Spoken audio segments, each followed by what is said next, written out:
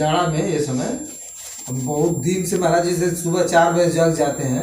4 बजे से पहले ऐसे स्वाभाविक हो गया कि नींद खुल जा रही है, और जैसे कि अब एकदम छोड़ देते हैं सब, जैसे हल्का वाला कंबल लेके बैठ जाते हैं, कहते हैं हे प्रभु, बस ध्यान में बैठते हैं। लेकिन कहाँ ध्यान, आधा घंटा में जोर हो लगी तो दूसरे बात को ध्यान में आओ लगी, तो कुछ दूर तक आएगा, कुछ दिन के बाद फिर हटा लगा।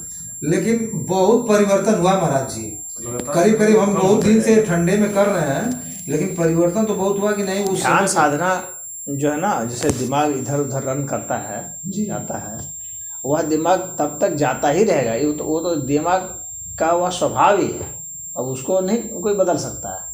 आप उसको कितना भी मंत्र में लगाने की कोशिश करेंगे, हाँ, प्रार्थना लगाने की कोशिश करेंगे, या सांस में या कहीं भी दिव्य ध्यान करना, लेकिन वो जाता ही रहेगा। वो कुछ ना कुछ सोचेगा। वो कब नहीं सोचेगा? जब से दर्द शुरू होगा। इसीलिए तब तक उसको किया जाता है, साधना की शुरुआत जो है तो वहाँ से होती है जहाँ से दर्द की शुरुआत होती है। तब वो सिर्फ दर्द का सोचेगा और कुछ नहीं सोच सकता फिर वो। इसीलिए, और ऐसा जो है, कम से कम जो है आप 1 घंटा 1.5 घंटा जब बैठेंगे तभी आपका शरीर में दर्द की शुरुआत होगी। हाँ, 1-1.5 घंटा के बाद पहले नहीं होगी, 15 मिनट में नहीं शुरू होगी। तो जब से शुरू होगी तब से ही ध्यान की मानी जाती है शुरुआत। तब से माना जाता है कि अब यहाँ से जो है धारणा के, ध्यान क्या है, धारणा की शुरुआत होगी। तब से ध्यान नहीं, धारणा की शुरुआत होगी जब दर्द शुरू होगा तब। उसके पहले तो सिर्फ भूमिका है, बस आपके बैठने की भूमिका। उसके पहले कोई न प्रार्थना हो रही है और न ही कोई ध्यान हो रहा है। हाँ, कुछ नहीं हो रहा है। अभी तो धारणा ही नहीं हुई तो ध्यान कहाँ से? अभी तो धारणा की शुरुआत नहीं हुई। लेकिन आदमी उसी को ध्यान समझ लेता है। नहीं, ध्यान नहीं। जब आप बैठेंगे, जब दर्द की शुरुआत होगी तब धारणा की शुरुआत होगी। अच्छा, दर्द कैसे होगी महाराज जी? वो तो आप बैठे रहेंगे एक पोजीशन में ना, आपको हिलना डुलना नहीं है। हाँ, तो एक अपने आप ही दर्द शुरू होगी। पैर में दर्द होगा, अपने आप पैर में होगा, घुटना में होगा, कमर में होगा, पीठ में होगा, गर्दन में होगा। इसको हटा लें, हटाइए, हटाना नहीं है। 4 से 5 बजे में ना, जैसे कि एकदम बैठा पड़ी ना, अब सोचा कि नहीं कुछ। जब दर्द पूरे शरीर में फैल जाएगा, हटाना नहीं, कितना भी दर्द हो, जब पूरे शरीर में दर्द फैल जाए, अभी तो एक पॉइंट पर है, फिर धीरे धीरे उसकी तरंग, दर्द की जो तरंग है ना, पूरे शरीर में फैल जाएगी, तब वो ध्यान हो गया। उस स्थिति में आकर के ध्यान हो गया। और जब वह जो है पूरे शरीर में फैलने के बाद फिर गायब हो जाए, उसके बाद गायब हो जाता है एक सीमा पर आने के बाद, तब वो समाधि होगी। पैरवा सुन हो जाता महाराज जी को, बैठ ही नहीं जा रहा, समझे? बात समझ में आ रही है ना? जब दर्द की शुरुआत होगी तो वहां से जो है धारणा की शुरुआत हो गई। और जब दर्द पूरे शरीर में फैल गया, हर अंग में चारों ओर दर्द की तरंगें लहराएगी, हाँ, और पूरा ऐसे पूरा जैसे बिजली कौनती है ना, उस तरह से कौनने लगेगी पूरे शरीर में, और उसकी तरंग बहुत तेज चलती है फिर, समझ रहे हैं? और वह स्थिति जब आएगी और कई तरह भिन्न भिन्न साउंड भी सुनाई पड़ने लगता है आदमी को, कई तरह की आवाजें, भिन्न भिन्न आवाजें आने लगेगी, और एकदम लहर चलेगी पूरे शरीर में। बिच्छू डंक मारता तो कैसे लहर चलती है, सन सन सन सन, वैसे पूरी लहर चलेगी। समझ लीजिए कि बिच्छू का डंक मार दिया आपको, 100 बिच्छू ने डंक मार दिया है भिन्न भिन्न अंगों में, यानी पैर में भी मार दिया, हाथ में मार दिया, खोपड़ी में मार दिया, पीठ में, गर्दन में, सब जगह बिच्छू ने डंक मार दिया है। अब उस चीज़ की कल्पना कीजिए, वैसा उस तरह की तरंगें चलेगी, और उतना ही दर्द भी होगा, सचमुच में उतना ही दर्द भी होगा। जैसे हर अंग में बिच्छू ने डंक मार दिया है, ठीक उतना ही दर्द होगा। और वो शरीर जो है एकदम उस तरह से जो पसीना पसीना भी हो जाता है। हाँ, वैसी स्थिति में, क्योंकि उतना दर्द की तरंगें बढ़ती है ना, और लगेगा कि दिल की धड़कन रुक जाएगी। लेकिन आप स्थिर होकर के दम बैठे रहें। जब बैठे रहेंगे, हाँ, तो वो कुछ भी नहीं होगा। उसके बाद धीरे धीरे वो तरंगें जो है शांत होती जाएगी, और वो जो चिंगारी से फूट रही थी, वो चिंगारी फूटने में बंद हो जाएगी, एकदम शांत।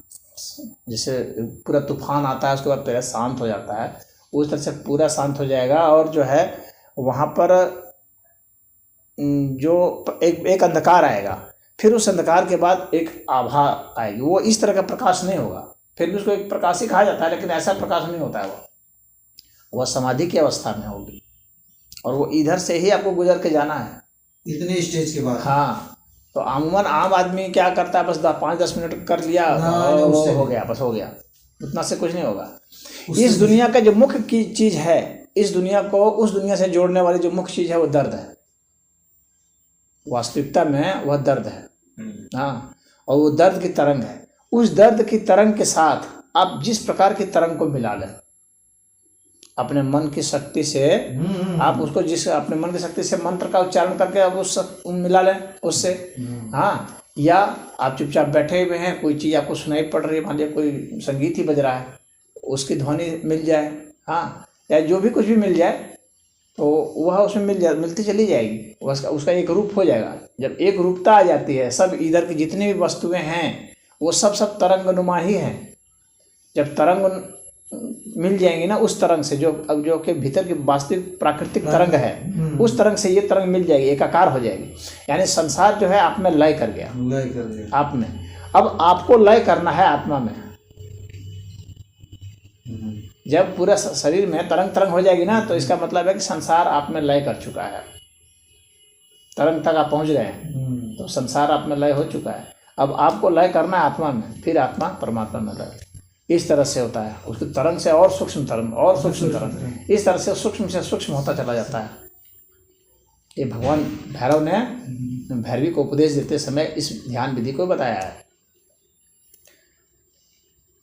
तो इस तरह से आप करते चले जाएंगे तो जब तक वह नहीं होगा ना, दर्द की शुरुआत नहीं होगा तब तक ध्यान हुआ ही नहीं। और कितने लोग हैं खाली बैठते हैं, कहते हैं खाली 5 मिनट का ध्यान कीजिए, हंसी का बहुत वो तो बेकार चीज है, मतलब कि कहते भी हैं हाँ, सांसों का ध्यान कीजिए, हाँ, सांसों का ध्यान कीजिए 5 मिनट के लिए। सुबह यहाँ एक मोबाइलवा में देता है, देखते हैं ना किसी तो ये सब बेवकूफ लोग हैं, फर्जी लोग हैं। इन लोगों को कुछ नहीं पता है, इन लोग कभी नहीं ध्यान में ये सब नहीं गए हैं, समाधि इनको नहीं हुई है, कुछ नहीं, वो पता ही नहीं है कुछ। ये सोचते हैं बस कुछ ना कुछ, बहुत जो थोड़ा बहुत जो जान गया बस वो कहेगा सांस पर ध्यान दीजिए। अरे ओके, वो मोबाइल में रख कर के सामने सब बात कहेंगे, क्रिया ये करिए 5 मिनट हो गया, ये करिए 5 मिनट हो गया। हमने दिन देखा था जब कहने के अधिक से कहेगा ओम का उच्चार कीजिए, हो गया। हाँ, या कहेगा इसके साथ ये मंत्र जप लीजिए, ओम नमः शिवाय कर दीजिए, 108 बार कर दीजिए, हो गया। ये कुछ भी नहीं हुआ है, ये सब भूमिकाएं हैं। जब तक दर्द की शुरुआत नहीं होगी तो धारणा ही नहीं हुआ अभी तो।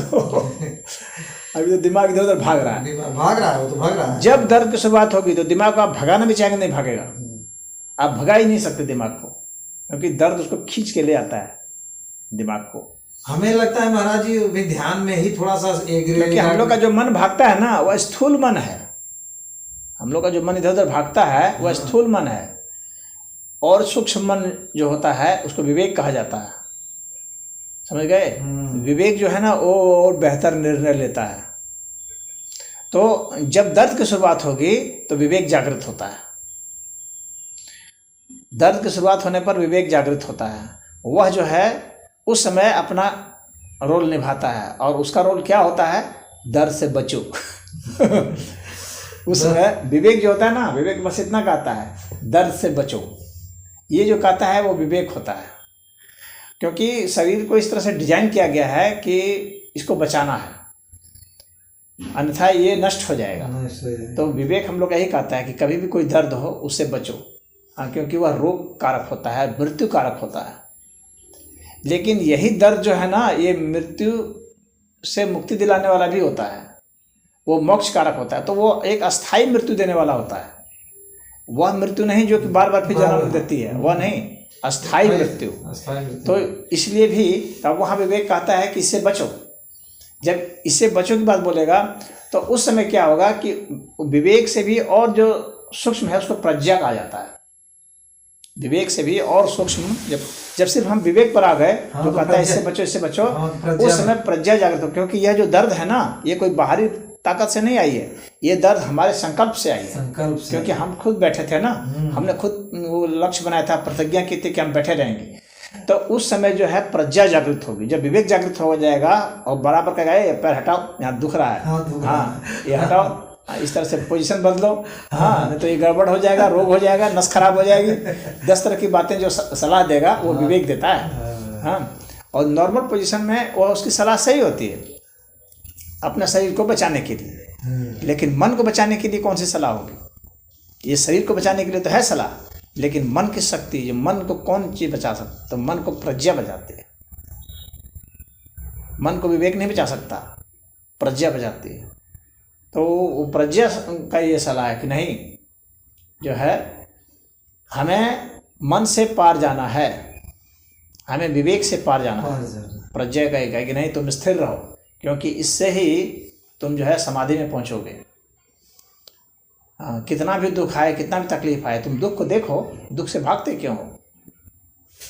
प्रज्ञा का यही कहना है कि दुख से भागते क्यों हो, दुख को जानो अच्छा से, दुख क्या है, दुख की उत्पत्ति कहाँ से होती है, उसका प्रभाव क्या होता है, कैसे कैसे फैलता है। लहर फूटती है, लहर फूटेगी। मैंने तो कहा कि बिच्छू का दर्द बर्दाश्त करना पड़ेगा, ऐसे इतना साधारण चीज सी बात नहीं होती है। साधारण नहीं है, लेकिन ये नहीं कि बिच्छू का दर्द हुआ बस लगे इंजेक्शन लगाने, इंजेक्शन लगवाने लगे। होता ही है, सामान लगवाना भी चाहिए जब ऐसे स्थिति है तो, लेकिन बिच्छू का दर्द को समझ करके ही समझना चाहिए कि ध्यान में वैसा ही दर्द होगा। और वहाँ तो एक बिच्छू ने काटा है ना, कई बिच्छू काटेंगे उतना दर्द होगा, तब उसको जो बर्दाश्त करता है, इतनी उसकी प्रज्ञा जागृत हो जाती है, तब जा करके वो समाधि होती है, ऐसे नहीं होती है। लेकिन उसका यही तरीका है, आदमी को बचने कोशिश नहीं करना चाहिए। अगर वास्तव में आध्यात्मिक होना है तो आपको उस दर्द से गुजरना ही पड़ेगा। जैसे नौकरी चाहिए हमको, तो हमको तो वो जो प्रक्रिया है नौकरी की, उसको निभाना पड़ता है ना, तो निभाना ही पड़ेगा, करना ही करना है। अभी सुभाष को नौकरी चाहिए तो भले उसको दुख रहा है, दौड़ नहीं पाएगा, बिना दौड़े उपाय नहीं है। आप चाहे जैसे भी करें। कहा उनसे इमली के पत्ता बांधने के लिए, पता नहीं बात भी नहीं हुई कि नहीं, कहा कि कहा नहीं की। इमली के पत्ते से बहुत दर्द कम हो जाता है। हाँ, दर्द घट जाता है बहुत। हमको हुआ था ऐसे, पानी हम दे रहे थे खेत में महाराज जी, मेड़ में बिल था, वो ऐसे बंद नहीं हो रहा था। हमारी दौड़ थी एक दिन बाद, हम बहुत कस के इससे मार दी, बस उसी में पैस के मुड़ गया पूरा, और एकदम सूझ गया, निकालने में भी नहीं निकल रहा, बड़ा तकलीफ होने लगी। हम गए तो खूब पीएससी के दौड़नी, हम तो देखा परसों है बाद पूरा डॉक्टर सब इंजेक्शन दिए, नहीं चुका। लेकिन एक आदमी कहा कि इमली का पत्ता बांध लिए, सुबह चल लेंगे आप। बांधे 2 दिन महाराज जी, बहुत आराम मिल गया, हम दौड़ लिए 3 किलोमीटर। हाँ, सूजा हुआ था थोड़ा बहुत, लेकिन दौड़ लिए। वही है कि अगर हमें वहाँ जाना है तो हमें इस रास्ते से ही जाना है, ठीक है। और कोई ऐसा नहीं है कि हम कोई शॉर्टकट नहीं है कि नहीं जाएंगे, हम दूसरे रास्ते से बाईपास करके निकल जाएंगे। बाईपास अब यहाँ तो जैसे चाहे हम मंत्र योग से जाएं, चाहे तंत्र योग से जाएं, चाहे अंतर योग से जाएं, चाहे ध्यान योग से जाएं, चाहे क्रिया योग से जाएं, जितने भी प्रकार के योग है ना, सभी योग जो है इधर से ही जाते हैं। वो तो वहाँ पर वैसा ही रख दिया गया है, तो उसको पार आपको करना है उसी को। दर्द को आप ऐसे नहीं पार कर सकते, पार नहीं कर सकते। दर्द को पार करने का वही विधान है कि आपको उसकी ऊंचाई तक एकदम जाना है और आराम से उसको संकल्प से झेलना है। अब उस अनुभूत की पूर्ति करने में अब यहाँ तकलीफ हो रही, अरे सीधा कर मतलब जल्दी का ऐसे झटका से। और इतना ज़्यादा दर्द जो है ना, यह भी है कि व्यक्ति के वास्तविक उसका व्यक्तित्व का पहचान दर्द से ही होता है, और उसकी उपलब्धि भी उसी से है। अपने जीवन में किसने कितनी ऊंचाई हासिल की, उसकी पहचान सिर्फ एक ही चीज़ से होती है, और वह है दर्द से। कितनी दर्द सहने की क्षमता है, सही बात है। जिसको ज़्यादा दर्द सहने की क्षमता है उसकी उतनी बड़ी उपलब्धि है।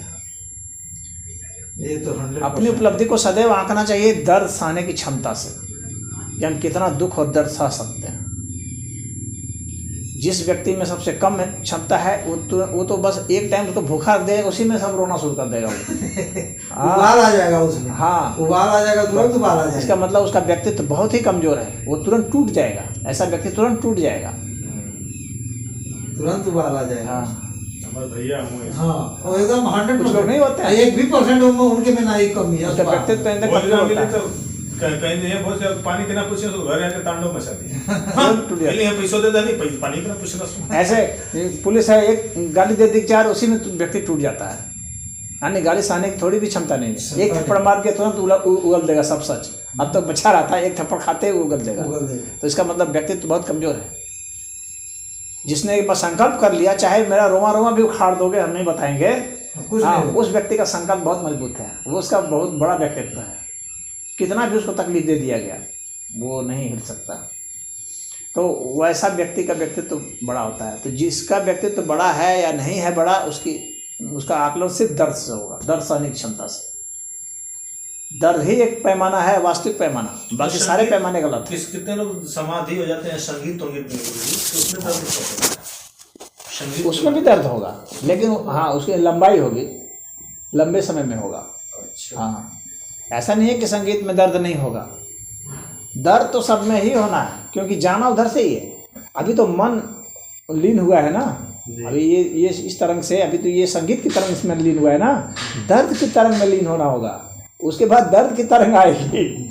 संगीत की तरंग तो पहले आएगी, भाई संगीत ही सुन रहा है तो उसमें वह लीन है, ठीक है, लेकिन उसके बाद दर्द की तरंग आएगी। जब दर्द की तरंग आएगी उस समय जब वह लीन होगा तो माना जाएगा। हर स्थिति में दर्द की ही तरंग आएगी, अंतिम तरंग दर्द की ही होगी। इस संसार की जो अंतिम तरंग होगी ना, वो दर्द ही होगी, बाकी सारी तरंगें जो है तब उस ऊंचाई पर पहुंचने का, क्योंकि उससे हमारा निर्माण हुआ है।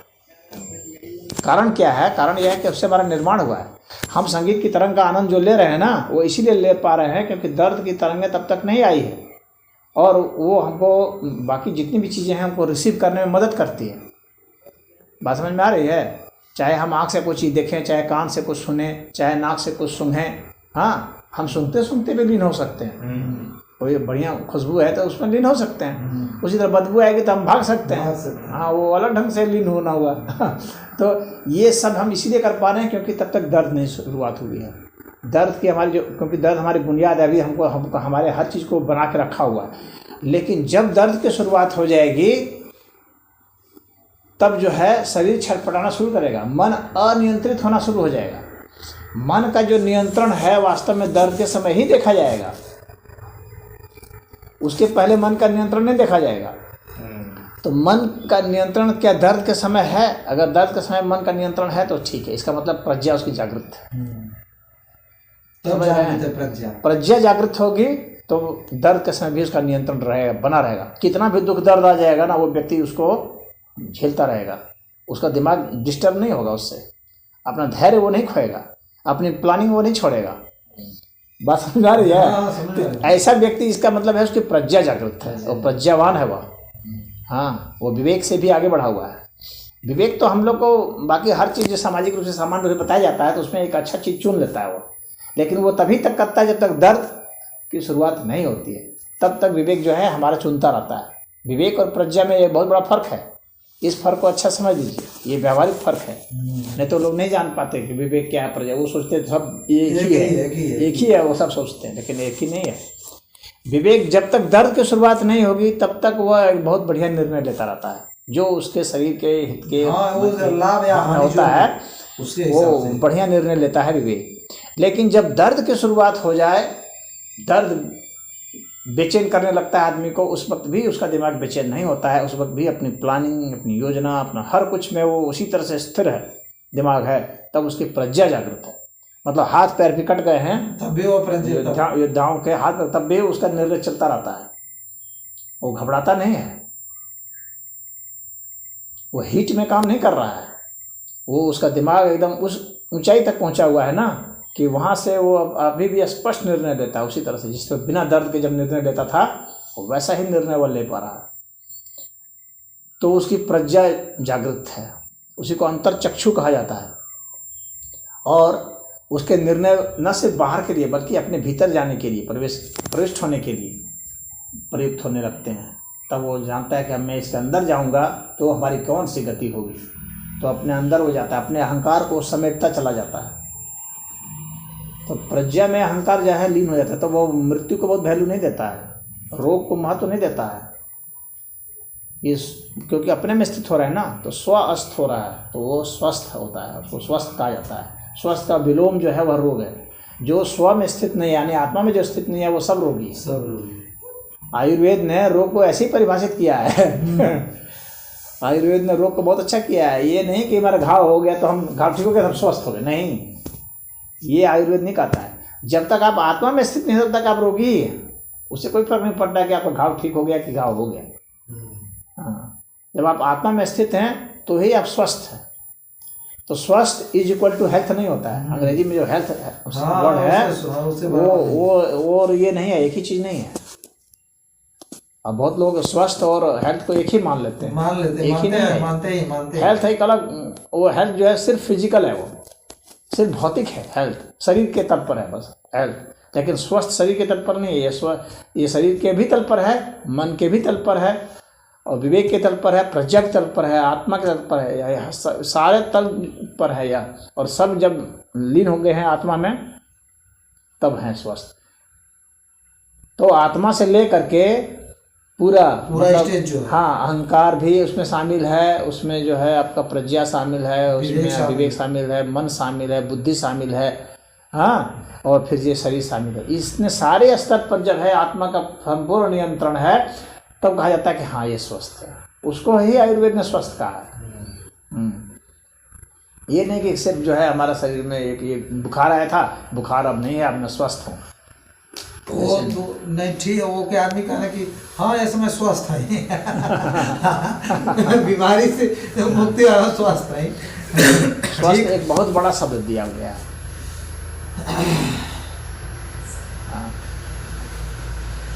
तो उस तरह का जो कि जैसे आपको कुछ हो गया और इस मान लीजिए घाव या बुखार सब हो गया और ये अब ये नहीं रहा, तो उसको निरोग कह देते हैं आयुर्वेद में। रोगी नहीं है, निरोगी। हाँ, उसको निरोग कह देते हैं, स्वस्थ नहीं कह सकते उसको।